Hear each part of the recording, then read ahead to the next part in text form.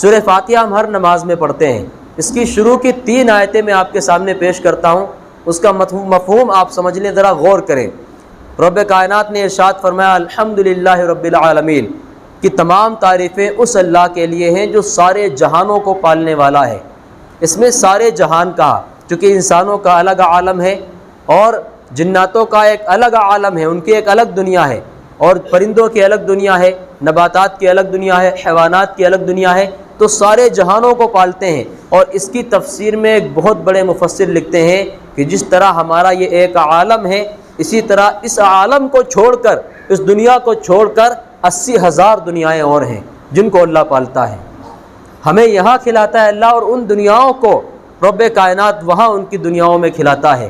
تو یہ مطلب ہے رب العالمین، چونکہ ہمارے ذہن میں تو ایک عالم ہے، یہی دنیا جہاں ہم رہتے ہیں، ایک سورج دکھتا ہے، ایک چاند دکھتا ہے، اور ہمیں یہی مخلوقات دکھتی ہے جو ہمارے سامنے ہے، لیکن اس عالم کو چھوڑ کر 80,000 عالم اور ہیں جن کو اللہ تعالیٰ پالتا ہے۔ چونکہ رب کائنات نے صرف یہ نہیں کہا الحمدللہ رب العالم کہ اللہ ایک دنیا کو پالتا ہے، رب العالمین تمام جہانوں کو پالتا ہے۔ اب جتنے بھی جہان ہوں گے، رب کائنات نے جتنی دنیایں بنائی ہوں گی، ہر ایک دنیا کو اللہ تبارک و تعالیٰ پالتا ہے، اس کی مخلوق کی خبر رکھتا ہے، اس کے مخلوق کی روزی رسانی کی ذمہ داری اللہ کے اوپر ہے۔ اور جب بچہ پیدا ہونے والا ہوتا ہے، بھی ماں کے پیٹ میں ہوتا ہے، 40 دن گزرتے ہیں، نطفے کی شکل میں ہوتا ہے، جب 40 دن گزرتے ہیں تو رب کائنات اس کو ایک جمع ہوا خون میں تبدیل کر دیتا ہے۔ پھر 40 دن کا مرحلہ جب اس خون پر گزر جاتا ہے تو ایک گوشت کی بوٹی کی شکل اختیار کر لیتا ہے۔ پھر 40 دن کا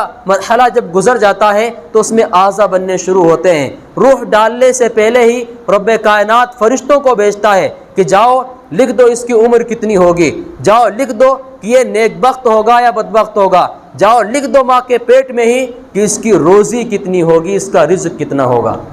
جب ماں کے پیٹ میں لکھ دیا گیا ہے تو بے ایمانی سے کیا کمانا پھر؟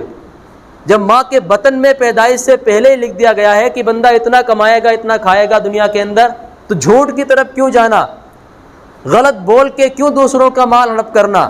جتنا اللہ نے قسمت میں لکھا ہے، جتنا، اور یہ صحیح بخاری کی حدیث ہے، آپ اس کی تحقیق کر سکتے ہیں، جتنا اللہ نے قسمت میں لکھا ہے اتنا مل کر ہی رہے گا، کبھی بھی غلط کی طرف نہ جائیں۔ اور جب بھی ضرورت پڑے، مال کی ضرورت پڑے تو فوراً اپنے اللہ کے سامنے سب سے پہلے، کسی اور کے سامنے ہاتھ پھیلانے سے پہلے یہ سوچ لینا کہ میرے اللہ کو غیرت آئے گی نہیں آئے گی کہ میں کہہ رہا ہوں مجھ سے مانگو، اور ہر وقت بیدار ہوں، حی قیوم، مجھے نیند نہیں آتی، اونگ نہیں آتی، میں اس سے کہتا ہوں کہ مجھ سے مانگو۔ یہ مجھے چھوڑ کر سب سے پہلی شکایت فلاں سے کر رہا ہے، یہ مجھے چھوڑ کر سب سے پہلی روزی کی شکایت فلاں آدمی سے کر رہا ہے، فلاں امیر کے دروازے پر کھڑا ہے۔ سب سے پہلے اللہ سے مانگو، انشاءاللہ اگر پورے یقین سے پریشانی کو رکھ دیا اللہ کے سامنے تو دوسرے کے سامنے ہاتھ پھیلانے کی حاجت ہی پیش نہیں آئے گی، ضرورت ہی پیش نہیں آئے گی۔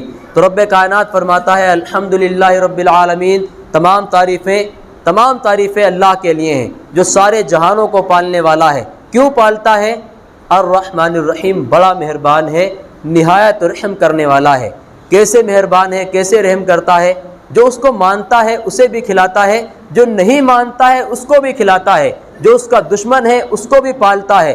جو اللہ کے رسول سے صلی اللہ علیہ وسلم سے جنگ کرنے کے لیے میدان میں آئے تھے، اللہ ان کو بھی پالتا تھا، ان کے لیے بھی روزی کا انتظام کرتا تھا۔ جنہوں نے اللہ کے نبی کے اوپر گندگیاں ڈالیں، اللہ ان کو بھی پالتا تھا۔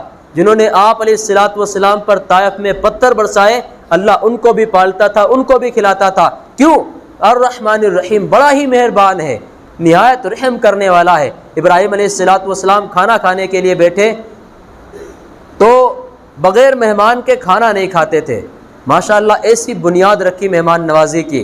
بیٹھے ہوئے تھے، دیکھا کوئی مہمان نہیں ہے اس دن کھانے کے لیے، ساتھ میں دروازے پر آ گئے، انتظار میں کھڑے ہو گئے، جب کوئی گزرے گا تو اس کو لے کر جاؤں گا، اس کو اپنے ساتھ کھانا کھلاؤں گا۔ ایک کافر گزرا جا رہا تھا، اس سے کہا کہ بھائی آ جاؤ میرے ساتھ کھانے میں شریک ہو جاؤ۔ وہ آ گیا، بیٹھ گیا۔ ابراہیم علیہ السلام نے بسم اللہ پڑھ کر کھانا شروع کر دیا، اس نے بغیر بسم اللہ کے ہی کھانا شروع کر دیا۔ تو ابراہیم علیہ السلام نے پوچھا کہ بھائی تو بسم اللہ نہیں پڑھتا؟ اس نے کہا کہ میں تو اللہ کو جانتا بھی نہیں، تو اس کا نام کیوں لوں؟ ابراہیم علیہ السلام خلیل اللہ تھے، اللہ کے دوست تھے، کیسے گوارا کرتے کہ میرے اللہ کو کوئی نہ مانے اور میں اسے اپنے دسترخوان پہ بٹھا کے کھانا کھلاؤں؟ اٹھا دیا اسے، کہا بھائی چل میں تجھے کھانا نہیں کھلاتا، تو میرے رب کو نہیں مانتا، تو اپنے پروردگار کو نہیں مانتا۔ اسے واپس کر دیا اور اٹھا دیا، وہ چل اپنے راستے پھر چل دیا۔ ابراہیم علیہ السلام پر وحی آتی ہے اسی وقت کہ ابراہیم منکر تو وہ میرا تھا، انکار تو اس نے میرا کیا تھا، اور اب سے نہیں 40 سال سے انکار کر رہا ہے، اور میں نے اس کا 40 سال سے کبھی کھانا بند نہیں کیا۔ تم کون ہوتے اسے کھانے سے اٹھانے والے؟ جاؤ اسے بلا کر لاؤ۔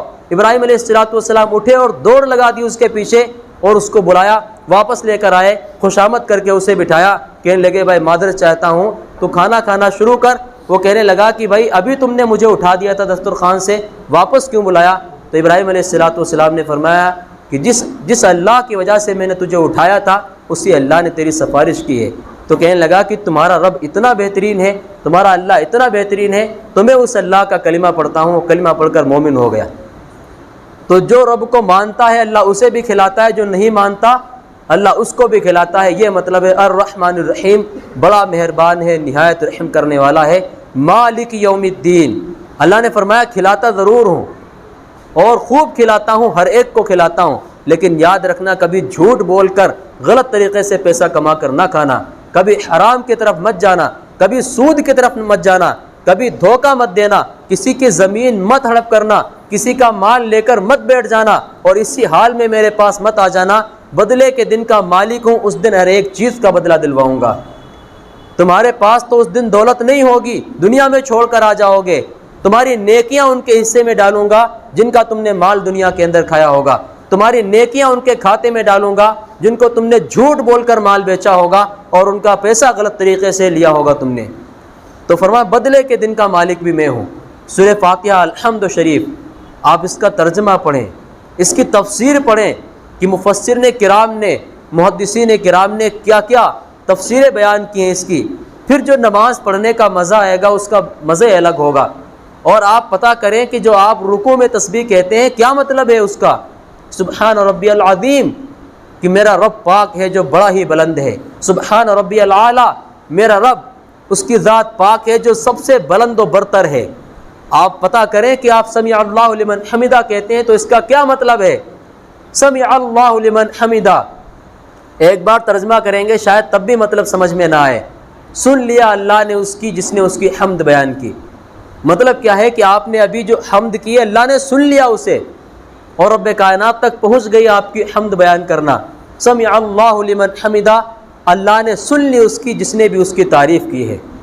تو رب کائنات نے جو بھی نماز میں تسبیحات رکھی ہیں اللہ کے نبی صلی اللہ علیہ وسلم سے جو طریقہ ثابت ہے، آپ اس طریقے کے مطابق پوری نماز پڑھیں، اس کا ترجمہ سیکھیں، پھر اس کے بعد جب نماز پڑھیں گے تو انشاءاللہ لذت نماز کی بڑھ جائے گی اور دل لگے گا نماز پڑھنے میں۔ اللہ تعالیٰ مجھے بھی ان باتوں پر عمل کی توفیق عطا فرمائے۔